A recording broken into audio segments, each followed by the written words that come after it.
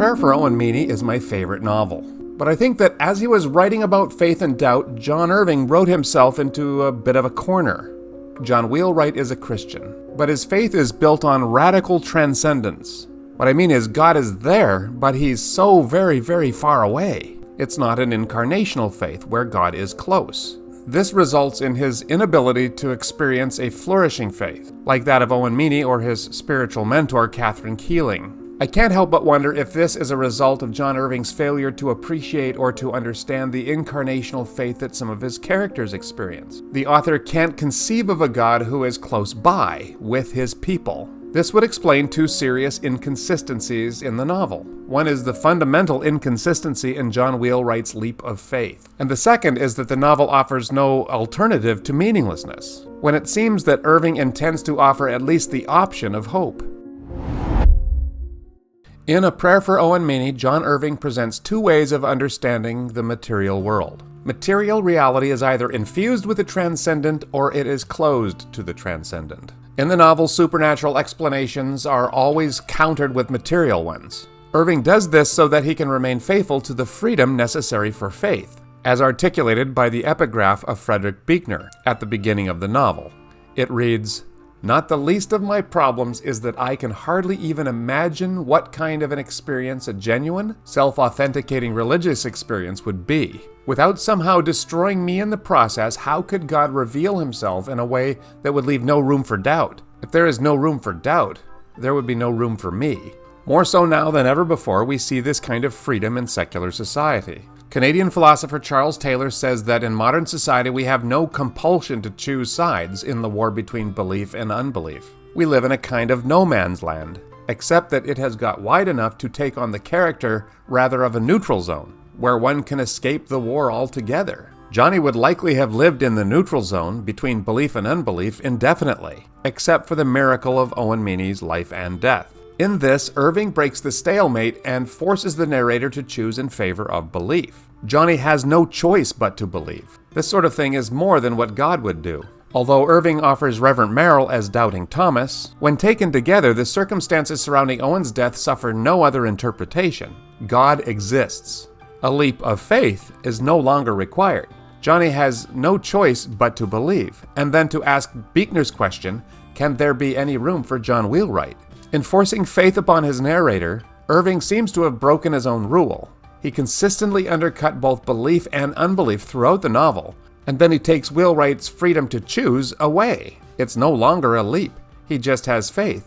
Or does he? The opposite of faith is not doubt, but certainty. Wheelwright now has certainty. So can he even have faith? He has belief in a God he doesn't know. He can't know God because God is so far away. So far to make him basically irrelevant. Johnny's belief is not the type that can overcome the gap that our culture creates between transcendence and immanence. A second inconsistency that arises from what I believe to be Irving's view of radical transcendence is that, although he attempts to offer hope, at least as an option, the novel ultimately offers no alternative to meaninglessness. Irving sets a hopeful tone in the novel, and he tries to have Owen's life offer some kind of meaning to Johnny that transcends Owen's death, but it doesn't really work. Irving tries to do this by drawing all kinds of parallels between Owen and Jesus Christ, but Owen ends up functioning as a substitute for Christ, rather than an imitation. And the problem is that no mortal, not even a fictional one, can fill those messianic shoes. Irving draws very clear parallels between the life of Owen Meany and that of Jesus Christ. One of the persistent mysteries in the book revolves around the unspeakable outrage perpetuated by the Catholic Church upon the Meany family. It is revealed at the end of the novel that Mr. Meany believes, and communicated his belief to Owen Meany when he was 11, that Owen's was a virgin birth. Ambiguity certainly surrounds this claim, not the least of which is the insanity of Owen's mother, so it's not clear whether her insanity is the cause of the unspeakable outrage or a result of it. In 1953, Owen's role in the Christmas pageant was not to be suspension from the rafters as the transcendent announcing angel, but instead he will replace the babies and play the more imminent role of the little Lord Jesus. Although he never raised anyone from the dead, it was said that his voice could bring mice back to life.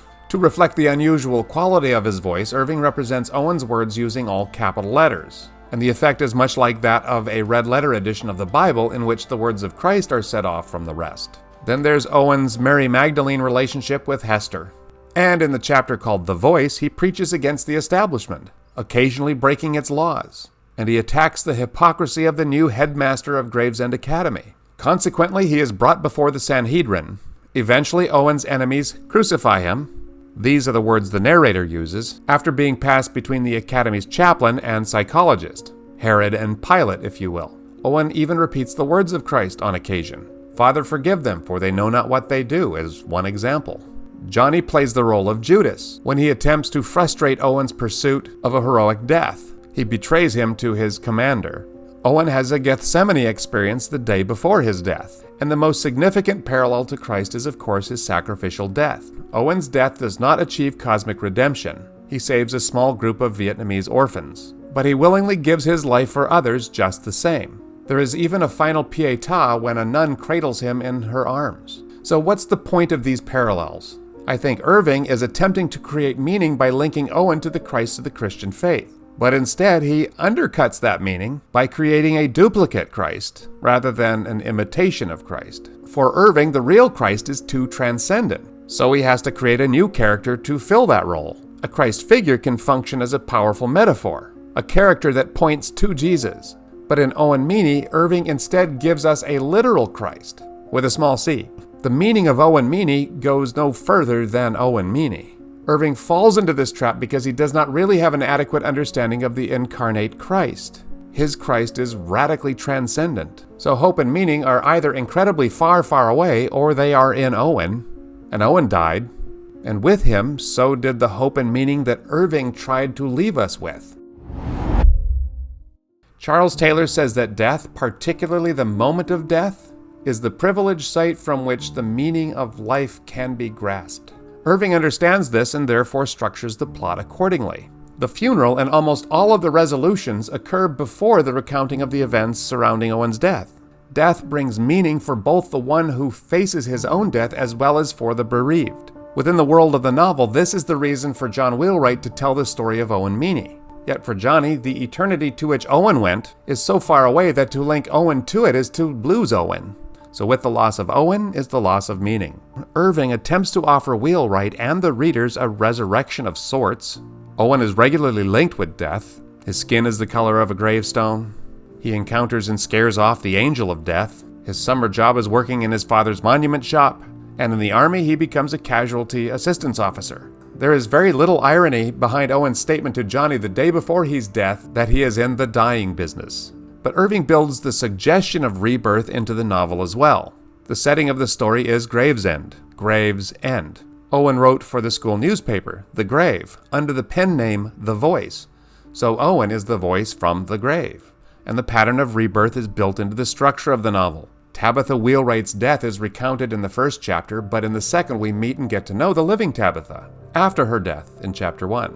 She is, in effect, brought back to life in chapter 2. And Owen's sacrificial death occurs in the Phoenix Airport, named for the mythical bird that is reborn from its own ashes. By associating Owen with the pattern of death and rebirth, Irving attempts to connect Owen to the transcendent. But because, for Irving, the transcendent is so distant, the attempt fails. In our secular society, we don't think much about what happens in the afterlife. We don't really believe in it. After his conversion, John Wheelwright believes in the transcendent God, and through the writing of the book, he seeks meaning. But he does not seek it in the incarnate Christ, as a Christian normally would, but only in his duplicate. So when Owen dies, meaning dies too.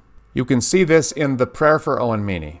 I mean the literal prayer in the last sentence of the novel. "Oh God, please give him back. I shall keep asking you." The only way to have meaning is to have Owen back again.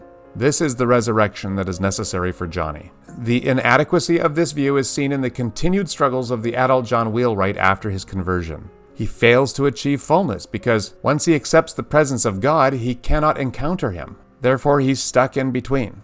He believes in God, but only as an impersonal force, who has poked his celestial finger into objective reality, and for all he knows, that divine digit may since have been amputated like his own. John Wheelwright's story illustrates that in a secular, closed, immanent world, Christians have to struggle to recover a sense of what the incarnation can mean. That's Charles Taylor. That is, to understand that God does not just poke, but entered into the world physically. And he died too. But unlike Owen, he rose from the grave. There's your meaning. And he's got the whole world in his hands. And in that reality, we can find the fullness that we desire. Thank you, and we'll see you next time.